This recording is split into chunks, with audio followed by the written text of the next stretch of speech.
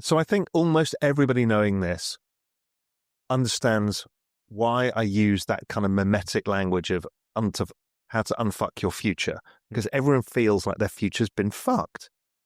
When they looked at their parents, they were buying houses in their 20s. If I go back to when I bought my first house or apartment, I was working in investment banking in London. I was like 25. I wasn't earning a massive salary, but I was in a high-paid industry. Okay, fine. But I bought an apartment. It was 3.5 times my income. The same apartment in London for the same investment banking employee who's 25 years old, 10 times, 12 times. So even the deposit now is more than I paid for the house. I mean, that's how fucked we are, and it's only getting worse. You see, as we keep debasing the currency by 8% a year, these assets naturally just go up 8% because, again, it's the optics of the denominator, the value of money falling, so it buys less.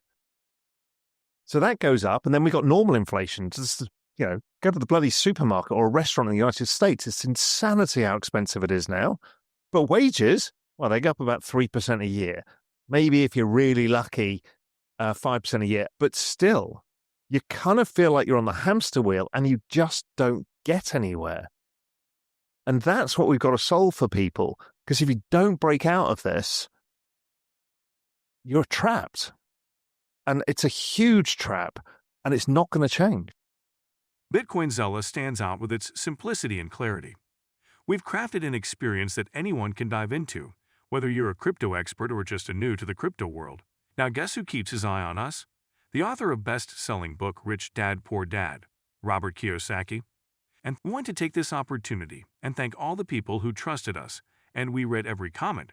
And the best part, it's free. Subscribing now means you will get all new information for free. Don't just follow the trends, stay ahead of them. Subscribe to Bitcoin Zella today and enjoy the new edge. Raoul Pal dives deep into crypto and Bitcoin, sharing bold insights and future predictions. Ready to uncover the next big wave? Let's watch. They're not coming from a different planet. They're us, but different in a different quantum state. That's what I think. That's what I think. And the other one I think that is absolutely 100% true is that we are all part of universal consciousness. And I was not a believer in any of this stuff until I looked at AI and went down this whole rabbit hole of consciousness and physics, and that the entire universe is just consciousness. And everything creates consciousness, every living thing, including water, including a rock. What is a rock? It's a geological formation of atoms, right? An aggregation of atoms and whatever that form something that we call geological, which is a rock. It's actually a hard drive that stores long-term history of Earth. Give it to the right person with the right compute, and they can tell you what the planet was like, what it was like, what thing.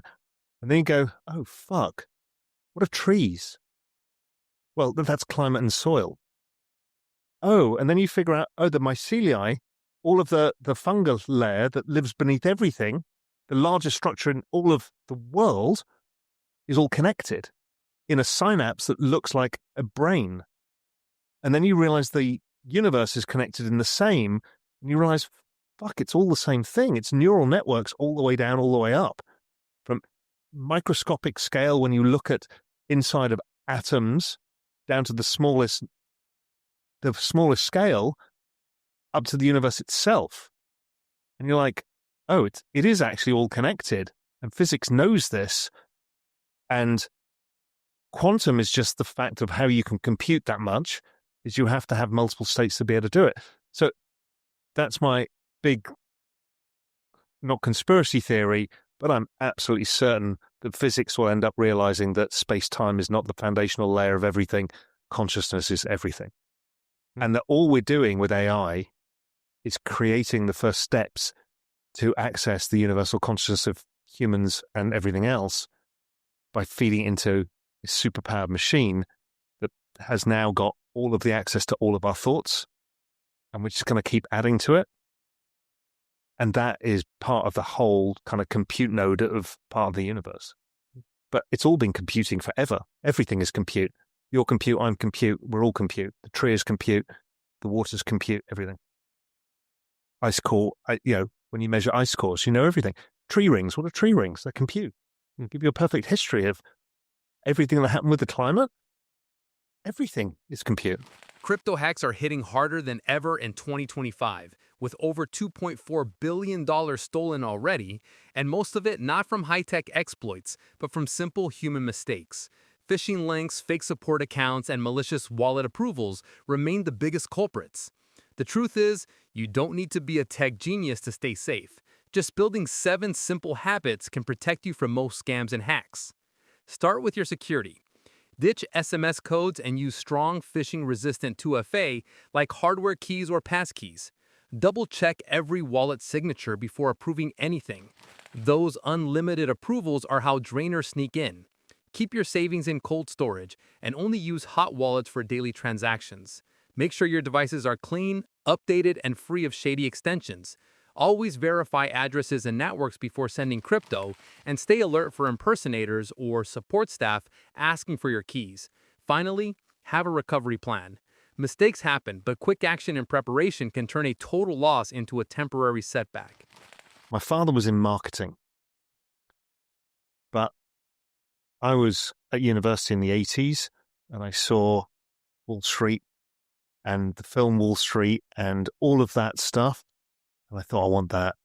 And a friend of my father's, it was my dad's 50th birthday or something, said to me, what do you want to do?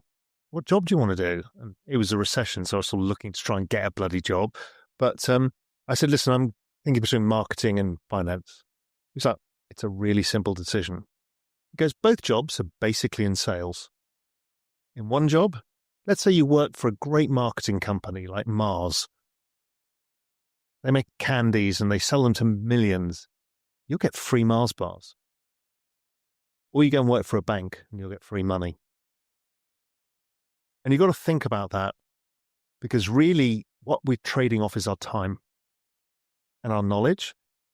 Think really hard who you give it to and what the value is, because you can do the same job elsewhere and make more money from it.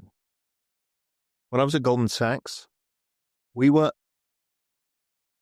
hiring more nuclear scientists than the whole of the nuclear industry. And they were going into the derivatives industry because they really needed really smart people. Because it was an arbitrage. Because you can go to stay in university, lecture on this stuff, work on PhD papers, but whatever. Or you can work for a few nuclear companies and get paid X, or go to a Goldman Sachs and get paid 10 times X. It was the same thing, the same use of knowledge. Now, you may trade it off and say, money's not the trade-off, I want to do good. Okay, that's another trade-off. You might trade off medical knowledge to be a doctor as opposed to medical knowledge to go and work for a pharmaceutical company and do whatever it is. But think of that trade-off and realize there's probably a better way for you to accumulate some money to unfuck your future. And that's why a lot of people do second jobs, is you can test two things at the same time. You can take a job to pay your bills, and you can do another job to say, can I do something else? Which is what you're doing here with the podcast. You're figuring out, hey, can I make a business out of this? Can I do something more out of this than I could do with something else? And that's probably a good trade-off. And then I gave you the trade-off is like, what if you've saved a bit of money? Do you actually bother to build a business, or just passively invest in crypto and go traveling around the world? Come back in 10 years' time and be richer than if you build the business yourself. That's a trade-off too. Not saying one is better than the other. They all come with their pluses and minuses.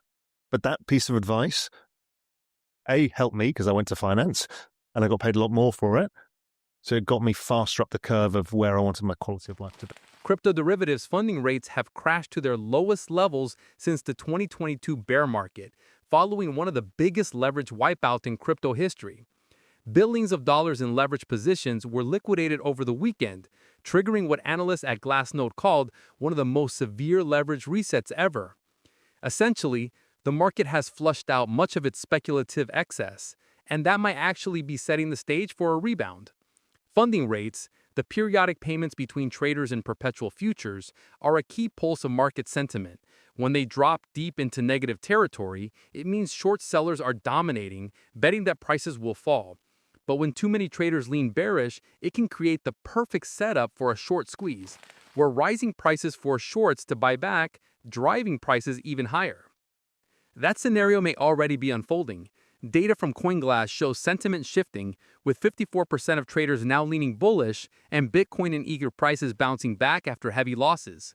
Bitcoin has recovered over 5% from its dip below $110,000, and Ether has surged 12% since falling under $3,800. The massive liquidation, nearly $1 trillion wiped in hours, may have been painful, but it also cleared the slate. Historically, such leverage flushes mark the beginning of healthier, more sustainable uptrends. If you have been watching so far, thank you so much for watching, and do not forget to subscribe to Bitcoin Zella for daily news offer free. That's all for today's video. Until next time.